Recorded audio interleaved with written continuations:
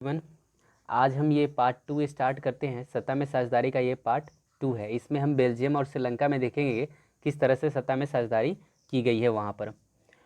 देखिए, बेल्जियम के बारे में जानते हैं। बेल्जियम यूरोप का एक छोटा सा देश है जो फ्रांस, नीदरलैंड, जर्मनी और लग्जमबर्ग से घिरा हुआ है।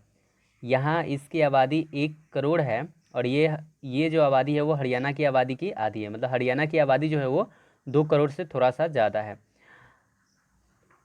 बेल्जियम की 59% हिस्से पर फ्लेमिश इला 59% हिस्से पर ये डच भाषी लोग रहते हैं, जो कि उनका ये क्षेत्र है, फ्लेमिश इलाका है, वहाँ पर ये रहते हैं डच भाषी लोग। उसी तरह से बेलोनिया में 40% जो 40% का हिस्सा जो है वो बेलोनिया क्षेत्र में रहता है, जो कि फ्रेंच भाषी का है, और 1% लोग जो है वो जर्मन बोलने वाले हैं।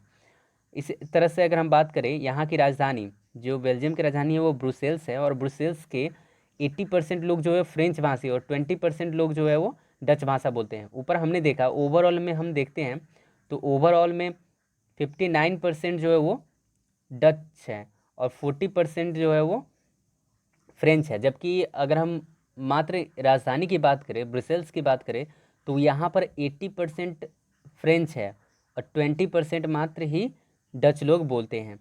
एक बात और जान लीजिए कि यूरोपियन यूनियन का मतलब यूरोपीय संघ का मुख्यालय जो है वो ब्रुसेल्स में ही है। अब देखिए, वहाँ पर क्या हुआ कि वहाँ पर टकराव के क्या कारण हुए, मतलब जो सत्ता में साझेदारी की वहाँ आवश्यकता क्यों पड़ी और सत्ता में साझेदारी के लिए उन्होंने किस तरह का परिवर्तन किया, तो उनकी सत्ता में साझेदारी की उनकी ज़रूरतें क्यों पड़ी, मतलब कि उसमें टकराव के क्या कारण थे, इसके बारे में हमें जानना होता है। तो जान लीजिए कि वहाँ पर फ्रेंच लोगों की संख्या क्या थी, कम थी, 40% ही मात्र थी, लेकिन ये ही ज़्यादा ताकतवर और समृद्ध लोग होते थे। मतलब जितने भी तरह के, चाहे सरकार में रिप्रेजेंटेटिव हो तब, चाहे वहाँ के जो नौकरी जॉब वगैरह हो, उन सब में ज़्यादातर फ्रेंच लोग ही रहते थे। आर्थिक विकास और शिक्षा पाने वाले डच भाषी लोगों की अवहेलना होती थी कि वहाँ पर डच भाषी लोग को ना कोई भी ऊंचे पद पर नहीं दिया जाता था। तीसरा है, राजनीतिक सत्ता का एक समुदाय विशेष पर केंद्रित था। एक समुदाय विशेष पर ही राजनीतिक सत्ता केंद्रित था और वो समुदाय विशेष था फ्रेंच। उसी तरह से हम आगे आते हैं। इस वजह से क्या हुआ ना कि वहाँ पर अब बहुसंख्यक के रूप में कौन था, बहुसंख्यक के रूप में आबादी जो थी वो डच की थी, लेकिन वहाँ पर शासन सत्ता सब संभालते कौन थे, फ्रेंच लोग। इस वजह से क्या हुआ ना, 1950 से लेकर 1960 के बीच में फ्रेंच और डच दोनों भाषा बोलने वाले लोगों के बीच में क्या हुआ, तनाव बढ़ने लगा। अब इन तनाव को दूर करने के लिए वहाँ पर बेल्जियम ने एक समझदारी दिखाई। बेल्जियम ने एक समझदारी क्या दिखाती है कि वो 1970 से लेकर 1973 तक, इन 3 सालों में ना 4 तरह के संविधान में संशोधन करते हैं। ये 4 तरह के संशोधन होते क्या हैं, देखिए इनके बारे में। केंद्रीय सरकार में डच और फ्रेंच भाषी मंत्रियों की संख्या समान रखी गई। केंद्रीय जब सरकार थी ना, तो उसमें डच बोलने वाले और फ्रेंच बोलने वाले दोनों के मंत्रियों की संख्या क्या कर दी गई, समान कर दी गई। अगर मान लीजिए कि 100 अगर अगर है तो 100 में से क्या कर दिया गया, 100 में से 48 इन दोनों को दे दिया गया, और 4 जो बचा हुआ था वो दे दिया गया अन्य अन्य लोगों को, जो जैसे कि जर्मन थे और कुछ और और कुछ समुदाय थे, उन सबको दे दिया गया। तो मतलब ये किया गया क्या ना कि वहाँ केंद्र में जो है ना, केंद्र में क्या किया गया, मतलब 50% ना बांट दिया गया कि ये डच के लिए रहेंगे और फ्रेंच के लिए रहेंगे। मतलब जो जर्मन के लिए हटाने के बाद जितना बच गया ना, उसको 50% बांट दिया गया। राज्य सरकारों को अनेक शक्तियां मिली जिससे वह केंद्र सरकार के अधीन नहीं है। मतलब राज्य सरकार को बहुत तरह की शक्तियां दी गई ताकि वो केंद्र सरकार के अधीन नहीं रहे। अपने यहाँ क्या है, अपने यहाँ जो राज्य है वो केंद्र सरकार के अधीन रहती है। राज्य को यहाँ पर भी अधिकार है, लेकिन उस तरह का अधिकार नहीं है कि वो केंद्र से अलग होकर रह सके। फिर उसके बाद ब्रुसेल्स में, यहाँ ये जो है, यहाँ पर ना ब्रुसेल्स में क्या किया गया, एक एक अलग सरकार बनाया गया। केंद्र सरकार था, राज्य सरकार था, लेकिन ब्रुसेल्स में एक अलग तरह का सरकार बना। इसमें दोनों समुदायों का समान प्रतिनिधित्व दिया गया। जबकि हम जानते हैं कि ब्रुसेल्स में क्या था, 80% जो फ्रेंच थे और 20% मात्र डच थे। फिर भी यहाँ पर क्या किया गया, बराबर बराबर सीटें दोनों में दे दी गई, और फ्रेंच इसे आसानी से मान भी गए।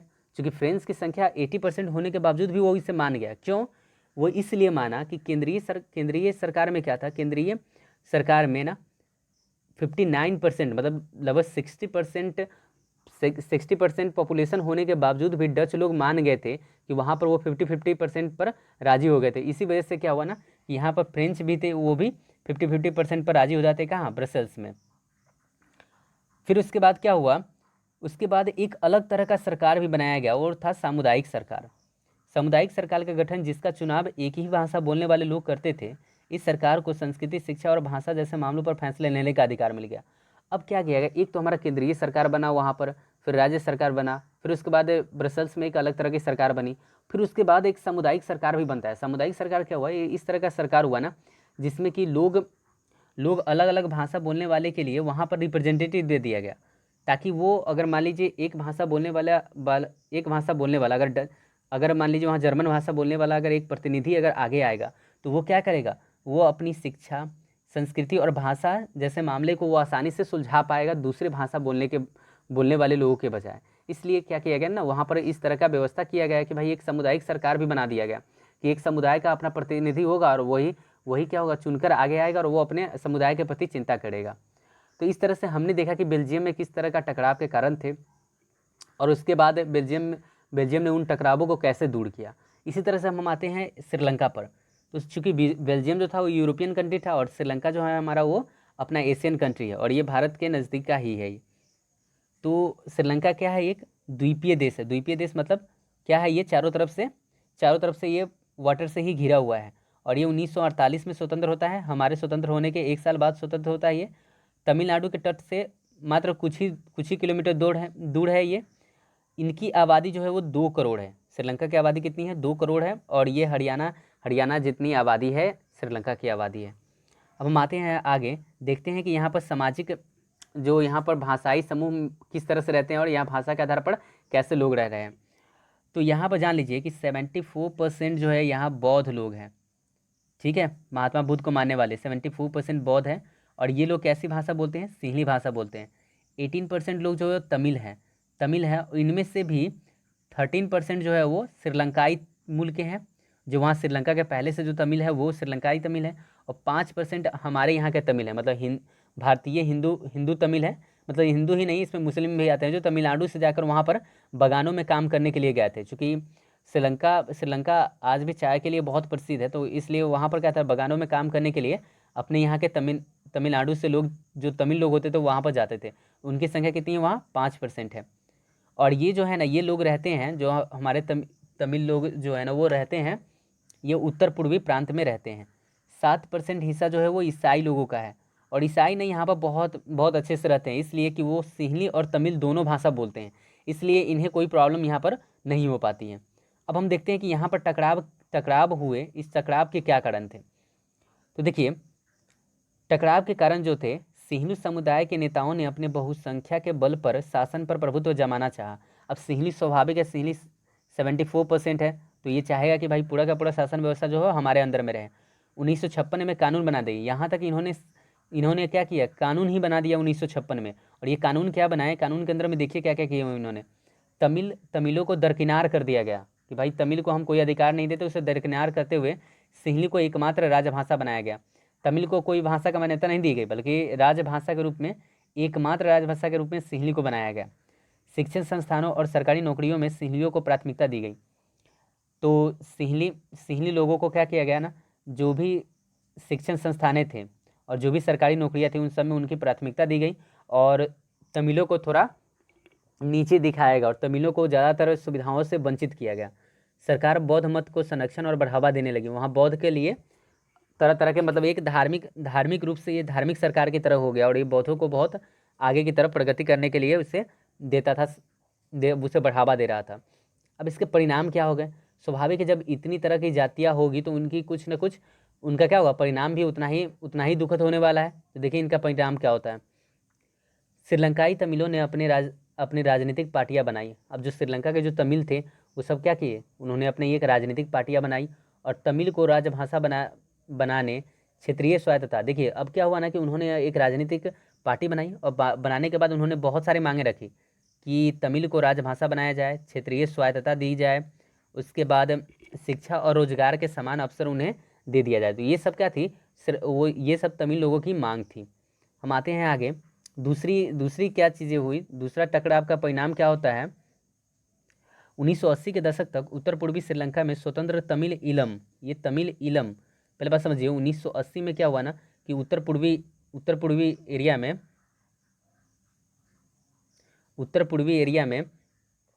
क्या होता है कि उत्तर पूर्वी एरिया में तमिल ईलम ईलम नाम का एक सरकार का गठन किया जाता है। देखिए तमिल ईलम जो है ना वो तमिल भाषा का एक शब्द है जिसका अर्थ होता है सरकार। तो ये तमिल ईलम वहाँ पर क्या कहेगा, उत्तर पूर्वी एरिया में जो तमिलों का एरिया था ना वहाँ पर ये क्या कर दिया गया, तमिल ईलम नाम का एक संगठन बना दिया गया। एक मतलब सरकार ही बनाई है, उनकी एक अपनी सरकार थी। बनाने की मांगों को लेकर अनेक राजनीतिक संगठन बने और यह टकराव गृह युद्ध में परिणत हो गया। अब क्या हुआ, एक एक चुनकर बनी हुई सरकार है जो कि सिंहलियों के प्रभुत्व वाली है, और एक खुद के मन से बनाई गई सरकार है जो कि तमिल ईलम है। तो इस वजह से क्या हुआ ना वहाँ पर टकराव उत्पन्न हो गई। और ये टकराव उत्पन्न होने की वजह से क्या हुआ कि 1980 के बाद से वहाँ पर गृह युद्ध स्टार्ट हो गया, और ये गृह युद्ध 2009 तक चलता है। इस गृह युद्ध में ना भारत की तरफ से श्रीलंका को बहुत मदद पहुंचाई गई थी, और इसी वजह से ना ये 2009 तक ये जाकर पूरा गृह युद्ध वहाँ पर ख़त्म होता है। अब हम आते हैं तमिलों की मांगे क्या क्या थी। तो तमिलों की मांगे थी कि तमिल को राजभाषा बनाया जाए, सरकारी नौकरी और शिक्षा संस्थानों में तमिलों को बराबर का अवसर दिया जाए, तमिल की आबादी वाले राज्यों में उन्हें शासन प्रदान किया जाए। कुछ इसके परिभाषित शब्द देख लीजिए। बहुसंख्यकवाद क्या होता है, मेजोरिटेरियन, यह मान्यता है कि अगर कोई समुदाय बहुसंख्यक है तो वह अपने मनमाने ढंग से देश का शासन कर सकता है और इसके लिए वह अल्पसंख्यक समुदाय की जरूरत या इच्छाओं की अवहेलना कर सकता है। मतलब अगर हमारी संख्या बहुत ज़्यादा है तो हम अपने मनमाने ढंग से देश का शासन कर सकते हैं, और हमें हमें ना अल्पसंख्यकों की जरूरत और उसकी इच्छाओं की अवहेलना कर सकते हैं। ये जिस तरह की मान्यता है, ये मान्यता कौन सा हमारा कहलाता है, बहुसंख्यवाद कहलाता है। गृह युद्ध क्या होता है, तो गृह युद्ध को नहीं सिविल वॉर बोला जाता है। मतलब किसी देश के सरकार विरोधी समूहों में हिंसक लड़ाई ऐसा रूप ले ले कि वह युद्ध सा लगे तो गृह युद्ध कहते हैं। मतलब अगर कि वहाँ का जो विरोधी समूह है ना वो इस तरह की लड़ाई का माहौल बना दे कि वो युद्ध की तरह हो। मतलब इधर से भी क्या था, बम गोले चले, बंदूक चले, तो फिर ये समझ में आ जाती है कि वो क्या हो रहा है, गृह युद्ध हो रहा है। एक ही घर में युद्ध होता है ना तो वो गृह युद्ध हो गया।